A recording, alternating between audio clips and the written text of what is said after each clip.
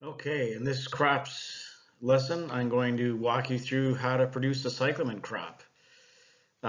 These are predominantly sold around Christmas time, but they are weekly sellers in Ontario, but it's a challenging crop to bring through the summer, and we'll talk about why. So this is the basic anatomy of a cyclamen plant. You have a tuber near the base, that is the reserves for growth because this is technically a perennial, and so it will put sugars into the tuber during its growing season and then die back and then regrow again. Um, Flowers originate at the stems of leaves, and once they've pollinated, they actually coil up tightly and uh, and then eventually dehiss their seed onto the ground. So the main one that we grow in the ornamental industry is Cyclamen persicum, and there are perennial ones.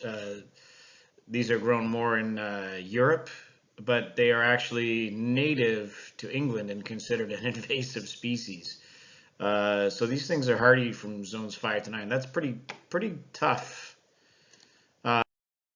This is a wooded area in England. I mean, I don't know. I think that looks just fine. I mean, I almost feel guilty walking through that. But anyways, I guess there's people over there that say this is not supposed to be here, and they get upset. So, anyways, yeah, pretty cool. And there you can see blooming near Christmas, as they would. So here we go. Commercial production. A couple of pictures, snapshots. One of those is from Vanderhoven Greenhouses. They're located by the canal, Niagara on the lake side of St. Catharines. It's a reflex flower. That means that so the petals open up normally facing away from the stigma, but when they open, they flip around and 180 degrees. So that's what the reflex means, reflexed. There's two styles of leaves with cyclamen. So some of the leaves come to a point. We call that cordate. And some of the leaves, are round, and we call that reniform. Sorry if my audio got mixed up there, but I skipped past this page somehow. So these are rounded at the tip of the leaf. So that's reniform. So cordate and reniform. Will I ask you that in a quiz? Probably not, because personally, that's if it's something I can look up like that, no. Um, so it is typically native to the Mediterranean area. That's why those English people get upset when they see it in their woods. It doesn't really belong there. It's a mountainous crop, usually above the tree line, so it likes nice, cool, moist conditions. I know you're thinking Mediterranean. Where does that come from? Yeah, they have big hills there. um, they start in the summer and grow through the winter. Like I said, it's a Christmas kind of a crop in its native setting. Um, but they, depending on how you grow it and the variety or species, they can flower any time of the year. But typically, it's in the winter months. Yeah, and summertime is their dormant time for the most part. It's a winter crop. It's a cool crop. Skip through these. Yeah, so Europe and parts of the Middle East. And it's actually the national flower of Israel. You may not have known that. So I like cyclamen. I think they're a nice looking plant. Challenging to grow. So native species are definitely becoming extinct in their home environment. And part of the reason is that people actually dig the tubers up out of the woods, plant them up, and then sell them at markets. So there's actually, plant conservationists that are running around actually trying to reseed these back into their native habitats to reestablish them. Um, I mean, they must have some time on their hands, I guess. I don't know. But I think this is funny. So sometimes people will say, oh, it's medicinal. The reality is that almost all plants actually have this effect on a human because of, well, there's many chemical compounds in them, but there's common ones like Taxol that will evoke a violent response from your digestive tract. In other words, your body doesn't want it because it's toxic. So when it says it's laxative, it just means it's something that your body doesn't want. It's going to try to get rid of it in a hurry.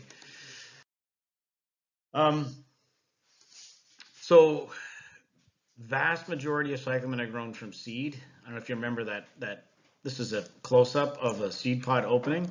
So these normally kind of curl up, and then there's your seed pod after the flower is done. Here we see when germinating. The seeds are kind of weird, odd shaped things that cram into there. They need to germinate in the dark, so you can either just put them in a dark room, which usually commercial growers put their seeds, once they're seeded into trays, in a germination room. And we'll talk a little more about that in another lesson. But that's usually dark and humid. pH is on the high side for these, 6.5, and they, of course, cold. Remember, this is a cold crop, so they're going to germinate in the cold. And then, of course, you actually get a tiny tuber forming fairly early on. Here you can see a picture of that little tuber. Sometimes tissue culture is employed, but honestly, not many situations. I think you need very, very unique varieties that only, real plant geeks would be paying lots of money for. So that's a very niche market, and I don't know of anything like that in Canada. So it's mostly seeds that are grown. Here you can see the tuber again on a transplant. The roots on these are very, very delicate. Like you notice there's some large roots. Okay, that's fine. But there's a lot of branching with very fine root structure. And on top of that, the roots are just very weak. That's probably one of the most common themes you'll see with cyclamen is that their root system is weak. So when transplanting, it's really important that you dibble. In your PowerPoint, this is a link to a video talking about dibbling. I'm just showing you mechanical dibbler, really. But essentially, it just means you need to poke a hole in the soil before you plant it. Don't just jam the plant in the soil because that will damage the roots and set the plant back. As far as planting depth, this is actually a little bit high. The soil line should be right around there. So like an iceberg, a lot of it is below the surface. So too deep, and you actually risk rot at the crown. You don't want to get the crown, the top part wet. That's real critical with cyclamen. Of course, if it's too high, then you get these young leaves that form on the periphery will actually start to dry and become damaged. So, planting depth, a lot of times people take it for granted, but it is important. We've talked about that now with Gerbers as well. So be mindful of how you plant these things. Gerbers do not like to be planted too deeply because they will get crown rot. And you plant them too high and the plants flop over, especially when you go to pick it up and put it in a case. So when they're spaced, these plants should not overlap. The second one leaf is overlapping another from a neighboring plant, you'll get rapid stretch. And with that, then the leaves will actually grow past the flowers and you have an unsaleable plant. So don't be greedy with how many you can fit in a greenhouse. That's really important. Interesting NPK ratio here. The potassium is about 50% higher than the nitrogen. And that is primarily in the warmer weather to mitigate stress in the leaves. So that's an important thing to keep in mind. The ammonium thing, which we have talked about so many times, and I know I've talked a lot about it, but it is a common theme in plants. So cyclamen are very sensitive to ammonium, so you have to use a very low ammonium-based, nitrate-based fertilizer.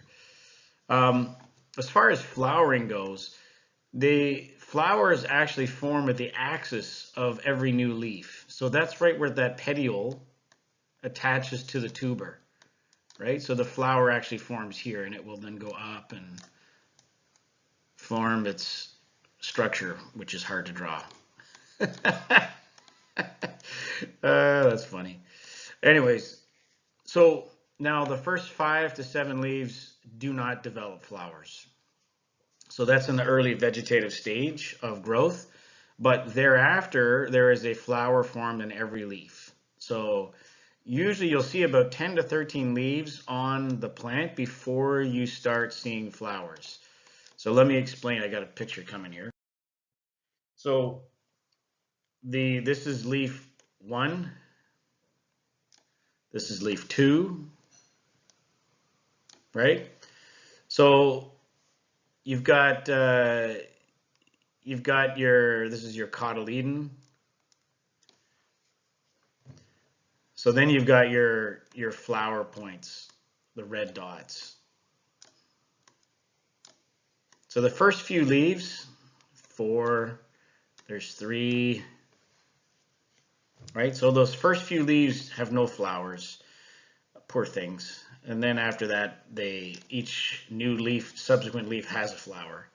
Now, you may have a cyclamen at home and it's not flowering. You might say, well, I thought every leaf has a flower. Well, it depends in the time of year, the temperature, if the plant went dormant, if you let it die back and it's now regrowing. But from seed, from cotyledon to true leaves, you're looking at after the first 5 or so leaves, then they start to form flowers. So thermomorphic, right? I'm just talking about when you're flowering. That means that flowering happens with the onset of cool weather. So temperature affects the morphology of the plant. So that means that our daytime temperature should not go above 20 degrees Celsius for flowering, and our nighttime is anywhere from 7 to 15. So according to my kids, that's a cold temperature. Don't ask me how I know that. Thermostat. Anyway, so flowering on these things is deterministic. All right, so that means that you're going to get flowers once you have enough leaves. It's not necessarily that your flowering is temperature dependent. It's more the plant is temperature dependent in its development, but as you get those leaves, you get the flowers. So we'll expand on that. So typically in the summer with high temperatures, your leaves die back and you don't get flower production and plant growth slows. This is their dormant time, right? So even if you're trying to force a crop, if you get high temperatures above 20, your crop actually slows. So we're talking flowerings predominantly in the cold season, and plants average their climate. So, if you have a cyclamen you bought at Home Depot and you have it in your window, let's say it stops flowering through the summer months and then maybe even wilts a little bit, you let it dry back. Then when fall comes and the temperatures start to cool, it will start to produce new leaves, which will then begin to have flowers on them again. And by Christmas, you should have flowers on your cyclamen again, with a few caveats, right? Like house plants, people forget to feed them. They just add water. We know that just doesn't work. Whatever nutrients were in the soil are long gone, and that poor plant is just making a living out of what's left in the soil, which usually means there's not much. And so the plant just basically exists or dies, goes yellow, drops leaves, does whatever it has. So if you're actively growing your plant, if you're feeding it, if the temperatures are cooling, it will continue to flower. Also, you should check the roots. If the roots are really root bound, then you need to move the plant to a larger pot with some fresh soil. And yes, then it may flower again for that Christmas. But of course, our industry is just counting on you throwing it away in the compost pile and buying another one to keep someone employed. So here we have some young flowers forming down below the leaf canopy. Here you can see them again.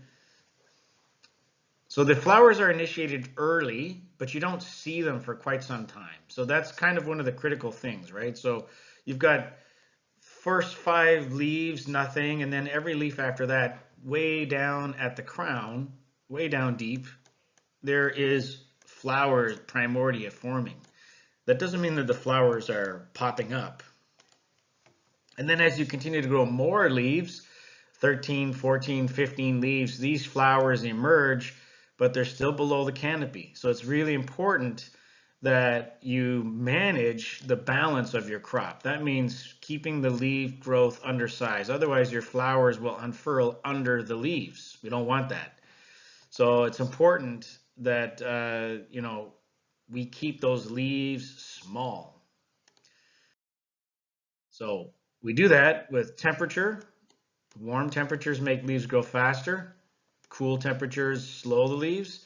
And we do that with EC. So if we have high EC, we get large leaves, taller, larger leaves. With low EC, we get smaller leaves. So I've got some pictures to make sense of this. So this is a cyclamen that was grown too warm. Now the flowers actually managed to escape, but that's not always the case. But this is way too large a plant for that pot size. You can't fit in a box, you can't put a pot cover on it, it's just not going to work. This was grown too cold. That's no good either. This is obviously, just right. The Goldilocks. Then looking at EC, you can see the difference between 1 EC, 3 EC, and 5 EC. Now 5 EC is really dangerous because their roots are so weak that this crop, and I'm sure of it, would end up with some sort of fungal problem from the salt damage to the roots. But this is your Goldilocks configuration here that we're shooting for. I know some of you might say, well, but I really like this one, but there are some realistic problems with that, and I already mentioned it. The width of this plant, by the time you put it in a sleeve and a pot cover, in the standard boxes that we ship plants in, these leaves will be very damaged when you pull them out at the store because they'll have been folded so high. So the other thing is, look at the way the flowers are held together in a tighter cluster. This presents a little better. So just keep that in mind, that it's not, the Goldilocks factor. So yeah, temperature and EC have an interplay, and obviously whether we're at veg or flower impacts how we're going to deal with that. But one of the things that is kind of a bit opposite to what I just said is that when you get into hot weather. So some greenhouses try to grow cyclamen year round, which means it's a cold crop, which means as they're going through the summer, they have to really work hard to keep the plant away from heat stress. So in that case, we have to sort of reverse our strategy. So that means that we actually have to reduce the EC. So it's opposite to what I just said under normal cool growing conditions. So here's a couple of charts. So in the vegetative, that's where the flowers have not presented yet. What this chart is showing, let me explain a little bit because it might be a little confusing to look at to start with. This is the number of hours higher than the temperature listed above. So to begin with, we have 0 hours above 28 degrees Celsius and 0 hours above 35 degrees Celsius. So that's a normal growing condition. We can have an EC of 1.5 to 1.8. And if you go back to those charts, you'll see that's about right for the right size plant. But we start getting into warmer summer days. We've got 6 hours that are of the day that are greater than 28 degrees Celsius. That's a pretty warm summer day in July. We're going to lower the EC. It doesn't look like much, but that's not insignificant. And then if you start getting really hot weather, like crazy hot weather, 10 hours above 28, 4 hours above 35, this is a really hot July day. Then you're going to run the EC down to 1 or 1.2. I think if it was me, if it was just a couple of days like this, I'd probably be tempted to run an EC of down to almost 0. But you do have to be careful that you don't go all the way to 0 because that would put a lot of water pressure on the plant, which could split the roots. So having some EC in there is not a bad thing. But obviously not as much with the plant transpiring and stuff like that. So either way, with the lower EC helps us keep the leaf count high, but with small leaves, so they don't become massive and overwhelm the flowers. Now in the flowering stage, it's the same pattern, except the ECs are slightly higher. So if you happen to have flowers at that stage, which is really crazy, not very common to be honest. I don't think in Ontario There's many people that successfully flower cyclamen in July, but the same thing applies. So as a cyclamen grower, we're trying to control the development of the canopy, right, and how it influences with flower. So now what that means is that we have to consider the conditions that we're growing in. Is it summer or is it winter? Is it spring? Is it fall? And then we have to work. So for example, if you're finishing a plant in the summer, you're going to start the plant extra compact in the spring. So you're going to run higher ECs to keep it small, and you're going to grow cool so that the plant's looking smaller than normal heading into the summer, so that when it finishes, that rapid expansion that happens with the heat will be compensated for. If you're finishing in the winter, so let's say you're finishing in December, or let's say you're finishing in February even, so then you're going to want to have the warm crop through its vegetative stage through the fall and a slightly lower EC. So the plants may be slightly larger in size than you would anticipate for the finishing month. Now, again, these systems are in place at greenhouses. It's not like, you can specifically anticipate exactly what to do, but experienced growers, this is what they have to do to be able to finish a crop. So as far as light, cyclamen are not technically photoperiodic. Remember, they're thermomorphic, but facultatively they do benefit from light. So 16 hours of light, and we're not talking about a huge amount, because remember, these things grow kind of below the forest in a rainy kind of condition. 16